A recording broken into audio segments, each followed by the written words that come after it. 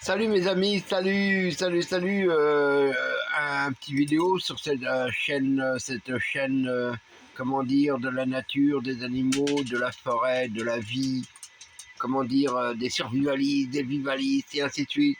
Et je fais cette vidéo ce soir parce qu'ici il est 18h37, la nuit est tombée. On va descendre bientôt à -20 à peu près, et puis euh, c'est l'hiver, hein, on est habitué, vous inquiétez pas pour ça. Donc il n'y a pas de problème, on attend une grosse tempête dans les prochains jours. Enfin, c'est ce qu'ils nous annoncent, hein, mais vous savez, c'est comme les politiciens, entre ce qu'ils nous annoncent et ce qui arrive, c'est pas toujours ça. Donc il n'y a pas, non, vous inquiétez pas.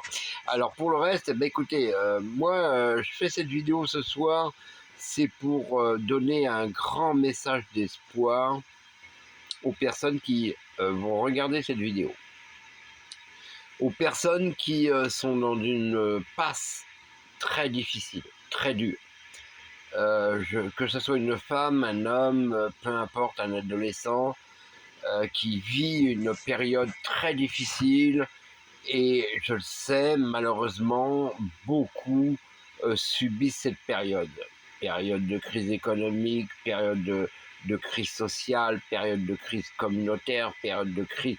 Enfin, c'est vraiment quelque chose de difficile. Le prix des choses à l'épicerie, l'inflation, les prêts, les hypothèques de maison, les crédits à rembourser, tout, et beaucoup souffrent énormément et donc subissent des choses incroyables.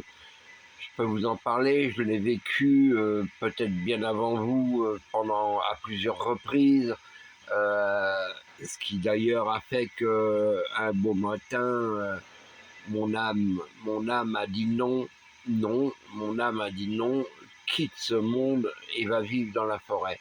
Et ça va faire maintenant 6 ans que je vis dans la forêt. C'est pas toujours facile, c'est vrai, c'est pas toujours évident, mais bon, je fais, moi qui étais un athée complet, et puis que moi, Dieu et tout ça, je voulais pas en entendre parler, ben j'ai remis mon destin un petit peu dans les mains du grand mystère, parce que c'est comme ça que je l'appelle, le grand mystère.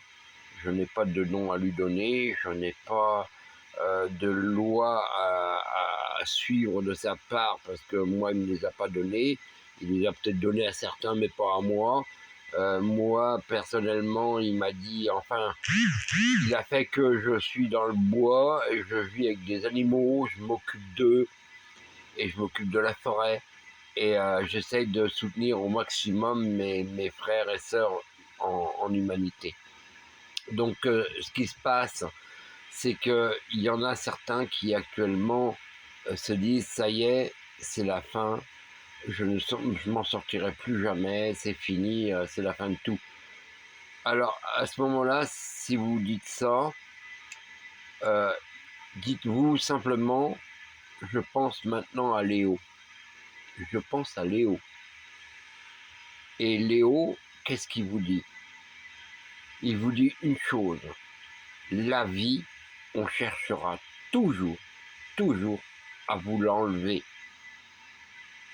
Donc vous êtes le réceptacle, oh excusez-moi, enfin vous êtes le propriétaire de la vie qui est la vôtre, et personne ne doit vous la prendre. Et dites-vous bien une chose, c'est que vous n'êtes pas seul. C'est faux. Longtemps je l'ai cru.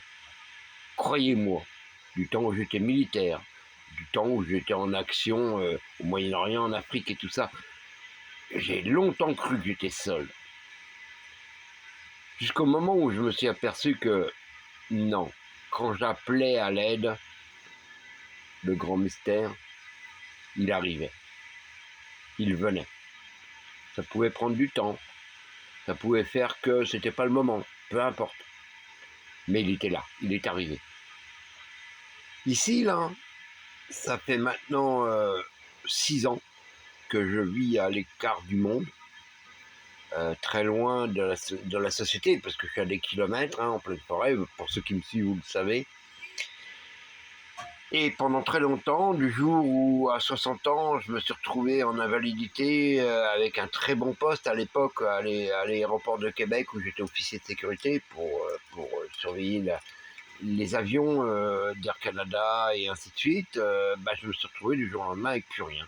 C'est-à-dire que j'ai perdu ma maison, j'ai perdu bien entendu ma voiture, ma banque, mes crédits, j'ai tout perdu, hein. J'avais plus rien. C'est carrément... ma fille m'avait quitté parce qu'elle trouvait que elle voulait pas plonger avec moi et ainsi de suite. Bon, je la comprends. Sa mère avait fait la même chose quand ça m'était arrivé en France et je les comprends aussi. Je leur en veux pas. Mais ce que je veux dire, c'est que j'ai moi aussi passé par les grands enfers. Croyez-moi. Les 7 jours dans le désert, dans la Bible là, de Jésus, je connais ce que ça veut dire. Donc, si vous êtes dans le désert actuellement, peu importe que vous soyez jeune ou peu importe, ayez confiance dans le grand mystère. Moi, là, depuis des années, écoutez, je n'avais pas de véhicule, je marchais à pied sur des kilomètres avec le traîneau, avec le chien. D'ailleurs, vous l'avez vu avec Floki ou Surcouf à l'époque. Et je faisais tout à la main. Et il fallait que je me débrouille avec très peu. Je n'avais même pas 800 $ par mois pour vivre. Et là, petit à petit, le destin m'a envoyé des choses. Là, aujourd'hui, j'ai un petit véhicule que j'ai acheté pas cher, qu'une personne m'a proposé à un bon prix que je peux payer en plusieurs fois. Il m'a confié une motoneige, parce qu'il vient faire de la motoneige avec ses enfants. Donc j'ai une motoneige. Ma retraite a été réévaluée du fait que ça y est, j'ai passé les 65 ans. Et voilà, d'un seul coup, vous voyez, les choses s'arrangent.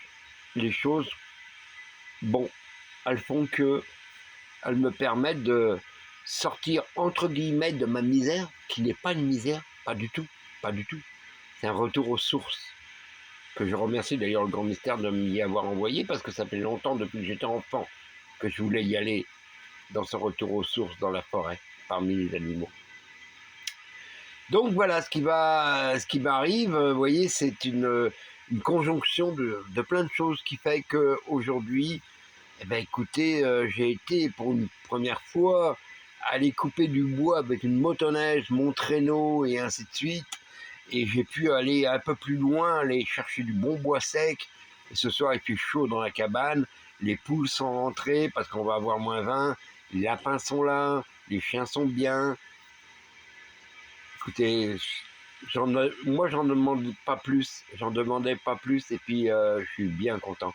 Et je suis sûr que pour vous, peu importe l'endroit où vous êtes, peu importe ce que vous souffrez actuellement, qui est un parcours, hein, c'est un parcours.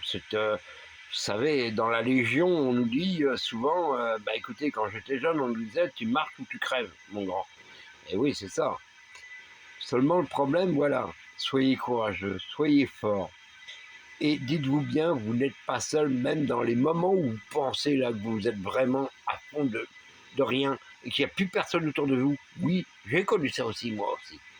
Famille disparue, amis disparus, plus rien.